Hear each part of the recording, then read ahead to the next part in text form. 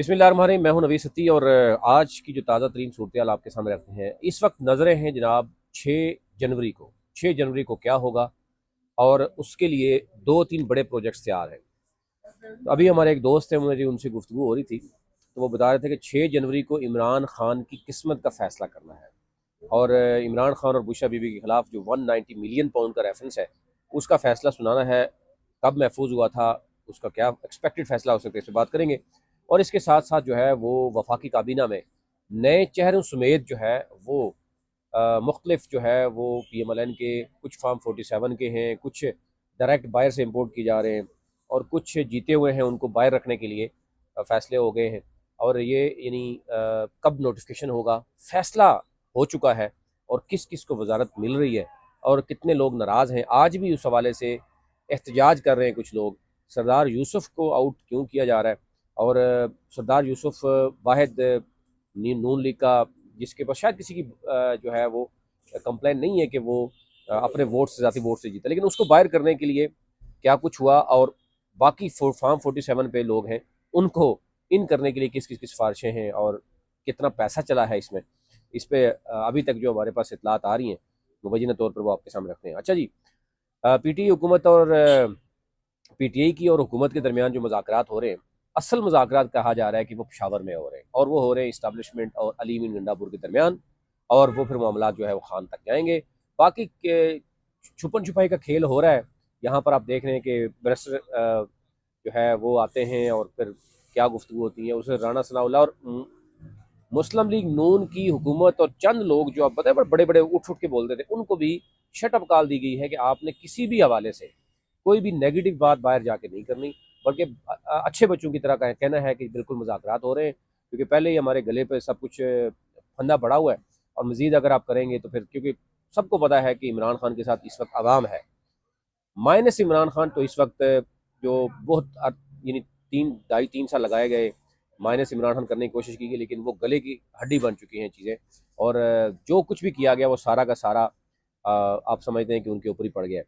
अच्छा जी, सानिया 9 मई आपको पता है कि 19-20 जो जो आप मुबैना तौर पर जो चलो मुलजिम मुजरम थे, उनको माफ़ी दे दी गई। तो यूं केस जो है ना, उनको भी माफ़ी दे दी गई और जिन्होंने प्रेस कॉन्फ्रेंस करके PTI छोड़ दी उनको भी माफ़ी मिल गई। तो यूं केस जो है ना बहुत मजबूत हो गया। तो इससे आप अंदाजा कर सकते हैं कि ये अब यूनियन काउंसिल के किसी चेयरमैन को भी बिठाए ना कि ये फैसला देना है, तो वो भी आसानी से फैसला दे सकता है। 518 सेनेट अरकान और जो कौमी असम्बली के अरकान हैं, उनके असासे जो है उन्होंने ज़ाहिर नहीं किया, इलेक्शन कमीशन ने किया। तो इलेक्शन कमीशन की क्या औकात है आपको पता ही है, लेकिन फिर भी चलो वो छोटे मोटे काम इस तरह के करता रहता है। क्लरिकल जॉब जो है ना इलेक्शन कमीशन का काम है। अच्छा जी, सबसे पहले बात कर लेते हैं जनाब के किस किस को वजारत मिल रही है और कौन कौन वजारत से आउट हो रहा है और किसके पीछे इस्टेब्लिशमेंट खड़ी है, किसके पीछे शहबाज शरीफ खड़ा है, किसके पीछे नवाज शरीफ खड़ा है, किसके पीछे आवाम खड़ी है। आवाम की औकात तो आपने देख ही ली है कि जो इलेक्शन हुआ, आवाम के पास एक ही राइट होता है 5 साल के बाद, वो है वोट का राइट, और वो आवाम से छीन लिया गया।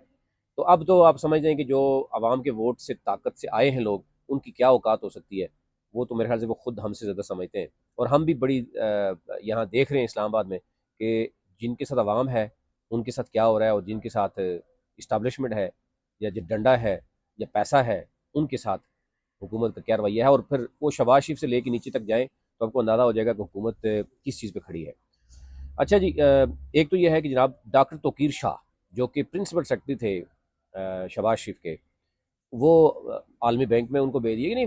देखें ना, जो आपके साथ जो मुलाजमत की करता है, ये ब्यूरोक्रेसी एक न्यूट्रल होती है, उसने काम करना होता है। लेकिन यहाँ पर पसंदीदा वो क्यों ना इमरान खान हो, क्योंकि पीपल्स पार्टी हो, शहबाज शरीफ हो, तो ये ब्यूरोक्रेसी ने हमेशा इस मुल्क लूटने में सबसे नुमाया रोल प्ले किया है। इस्टेब्लिशमेंट भी अभी आप पूरे पाकिस्तान में आप देखें तो उन्होंने अपनी मर्जी के DC और कमिश्नर लगा के तो जो है वो भी हुकूमत कर रहे हैं। तो ये हमारी जो ब्यूरोक्रेसी है ना, सबसे बड़ा मैं समझता हूँ नुकसान जो है हमारी ब्यूरोक्रेसी देती है।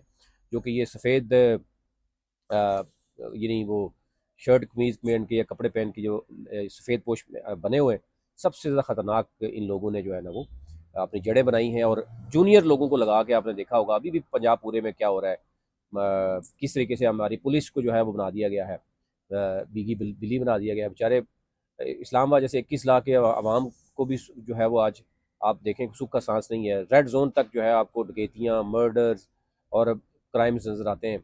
पुलिस के अंदर से जो है वो मैं ये नहीं कह रहा, पुलिस के अंदर से 10 लोग ऐसे गिरफ्तार हुए जो पुलिस के अंदर वर्दी पहन के जो है वो आवाम को लूटते रहे। तो फिर हम अब किस तरफ जाएंगे? तो एनी हो, बात कर लेते हैं जनाब डॉक्टर तोकीर शाह। ये नहीं क्योंकि शहबाज शरीफ का क्लोज बंदा था इसलिए उसको लाना है, मुल्क पहले उसको मनपसंद जॉब दी गई, फिर उसको वापस लाया गया। अब ये कहा जा रहा है कि उड़ान पाकिस्तान एक नया जो है वो शोशा उठा दिया। जैसे आपने देखा होगा शहबाज शरीफ का ई करके तो उन्होंने कहा जी जापान तरक्की कर गया, पाकिस्तान में भी इसी तरह तरक्कियाँ हो रही हैं, आपने देख ली हैं। तो किर शाह जनाब क्योंकि मंजूर नज़र है उनको लाया जा रहा है। फिर इनके दूसरे फ्रंट मैन हैं हनीफ अब्बासी साहब।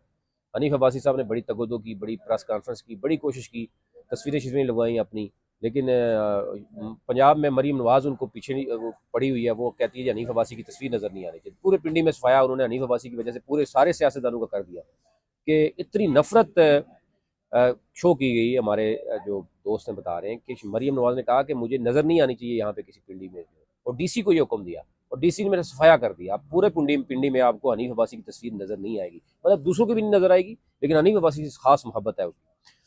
फिर तारक फजल चौधरी, ये दोनों फार्म 47 पे, और फिर बैरिस्टर अकील मलिक। अब उसमें बैरिस्टर अकील मलिक निजी महफिलों में कहते हैं कि उनके पीछे इस्टेब्लिशमेंट है।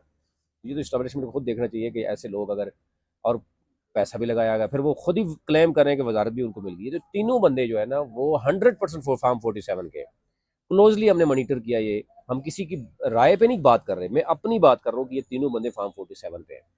आ जाते हैं जनाब, नए चेहरे भी मुतारफ़ कराने की बात की गई। उसमें कहा गया जनाब एक तो ये है कि ये बैरिस्टर अकील जो है वो नया चेहरा है। फिर अख्तियार वली जो हैं शावर नौशहरा से हैं, ये उसी जगह से हैं जहाँ पे परवेज़ खटक हैं, और इनके ख़िलाफ़ जो है ना आपको पता है कि अमीर मुकाम भी है। तो अब ये कहा जा रहा है कि शायद उनके लिए भी कुछ सॉफ्ट कार्नर है, क्योंकि वो फ्रंट लाइन पे आके तो पीटीआई और उसके खिलाफ जो है वो लड़ने की कोशिश करते हैं। सोशल मीडिया पे एटलीस्ट काफ़ी हद तक वो फ्रंट में लगते हैं। अब देखना ये होगा कि उनको इख्तियार वली जो है वो कामयाब हो सकते हैं या उनके खिलाफ जो लॉबी है उनको आउट करने में कामयाब हो जाएगी। और आखिरी ये उनकी सियासत शायद है, शायद इसके बाद इंसान मुतनफ़र हो जाता है और वो ज़्यादा देर तक नहीं चल सकता। तलाल चौधरी साहब हैं, वो आपको पता है बड़े बेचारे ने लास्ट टाइम भी रोया धोया, टिकट नहीं मिला, फिर सेनेट में चला गया। अब वो भी कह रहा है जी मुझे भी लगा दें। अता ताड़र की खबर देते चलेंगे, अता ताड़र को शायद उनसे वजारत ले ली जाए वज़ीर इत्तलात की। और अब उसके लिए तलाल चौधरी जैसे लोग और बैरिस्टर अकील जैसे लोग को कहा जाए कि इन दो बंदों को कहीं चलो एडजस्ट कर लें, अता ताड़र को थोड़ा साइड पे करें, बेचारा बहुत ज़्यादा उसके ऊपर कुछ मामलात हैं, और वो इस्टेब्लिशमेंट की भी शायद डिमांड है कि उनको थोड़ा साइड पे करें। सरदार यूसुफ को वजारत से आउट कर दिया गया, जो मेरी अभी तक ज़राए आ रहे हैं, और सरदार यूसुफ के कुछ लोगों ने अभी भी वो शिकायत की है। अभी भी उनकी जो है वो एक पार्टी की विदिन पार्टी अभी तक उनके एहतजाज चल रहा है। लेकिन ये बात भी हो रही है, मैं देख रहा हूँ, उन्होंने कहा जी क्या ये जो मानसरा के लोग इतने खसी हैं कि वोट भी दें, और वोट देने के बाद अगर फार्म 47 वालों को बना दिया जाए और सरदार यूसुफ को ना बनाया जाए तो क्या वो, मतलब बड़े नेगेटिव रिमार्क्स आए हैं। लेकिन मैं मेरा काम है बताना आपको कि क्या मानसरा के लोग खसी हैं कि वो अपनी वजारत नहीं ले सकते, या अपने जो लीडर है उसको वोट देने के बाद भी वो कर सकते हैं। यानी पूरे पाकिस्तान में फार्म 47 वाले हुकूमत करें और जो जीतने वाला है उसको बाहर रखा जाए। लेकिन क्योंकि दूसरी तरफ से आपको ये भी पता है कि अवाम की जो है ना औकात कितनी एक है, ब्लडी सिविलियन कितना ही कुछ कर सकते हैं। वोट का राइट अवाम का हक है 5 साल के बाद, मैंने पहले भी बताया, वो हक जो है अवाम से छीन लिया गया। अब सिर्फ टाउटगिरी और जो है वो ये लोग कामयाब हो रहे हैं। कब तक होते हैं ये भी कुछ भी कहना कबल रखता है। और ये आखिरी दौर चल रहा है इन तमाम नौसरबाजों का, इन तमाम जो है वो माफियाज का। मेरे ख्याल से अवाम तो जान चुकी है, लेकिन गन का और अवाम का मुकाबला नहीं है। जब तक गन जो है वो अवाम पे रखी गई है शायद अवाम खामोश है, लेकिन उस खामोशी का ये ज़रूर है कि एक पूरा, आप देखें कि पाकिस्तान इस वक्त तब्दील हो चुका है। जिस जो कहते हैं ना कि इनकलाब नहीं आया, मेरी नज़र में इनकलाब आ चुका है। शायद आंधों को नज़र नहीं आ रहा, लेकिन इनकलाब आ चुका है। इनकलाब ऐसे ही आते हैं, और इनकलाब के लिए कोई ज़रूरी नहीं होता कि आप जो है वो 50,000 बंदे मार दें।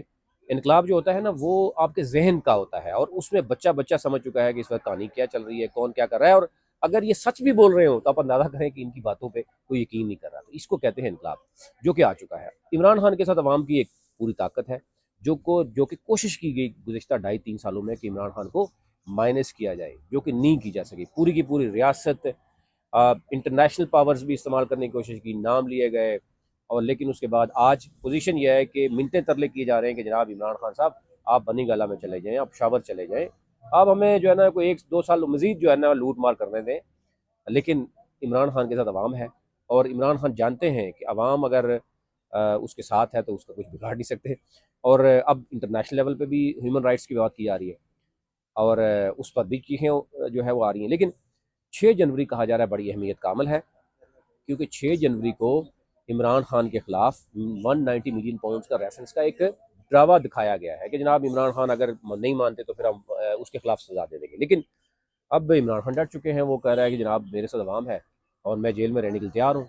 उसमें एक्सपेक्टेड यही है कि हो सकता है कि ये भी जो उन्होंने तीर वो करना है वो कर लें और 190 में भी सजा दे दें। जूनियर कोर्ट्स आपको पता है यहाँ पे जज नासिर जवेद राणा साहब हैं, जिन्होंने 18 दिसंबर को फैसला महफूज किया था, 23 को सुनाना था और उसके बाद क्योंकि मुज़ाकरात हो रहे थे तो कहा गया कि जनाब चलो मुज़ाकरात देख लेते हैं कि पीटीआई जो है वो मानती है या नहीं मानती, इमरान खान डटा रहेगा या मानेगा। तो 6 जनवरी को फैसला सुनाएगा। हो सकता है कि फैसला आगे पीछे भी चला जाए और साथ ही जो है वो भी है कि क्योंकि काबीना चेंज करनी है तो इस फैसले के साथ उसको भी थोड़ा सा देखा जा रहा है ताकि बैलेंस किया जाएगा। अगर इमरान खान को इस फैसले में से निकालना है तो साथ ही हम वजारतें दे दें और एक मैसेज दिया जाए और अगर इमरान खान को सज़ा भी हो और साथ उसको जो है वो ये चेंजिंग की जा रही है। अब इसमें कहा जा रहा है कि अता ताड़र समेत कुछ वजारतें चेंज हो रही हैं। एमक्यूएम और पीपल्स पार्टी को फिलहाल कोई वजारत नहीं दी जा रही और अभी सिर्फ नून लीग के चंद लोगों को ये मामला देखने। तो ये ओवरऑल सूरत थी, आप तक रखनी थी। लेकिन बहुत सी चीज़ें ऐसी हैं जो बात की जा सकती है, लेकिन टाइम बहुत ज़्यादा शायद हो चुका है, अभी तकलीफ नहीं।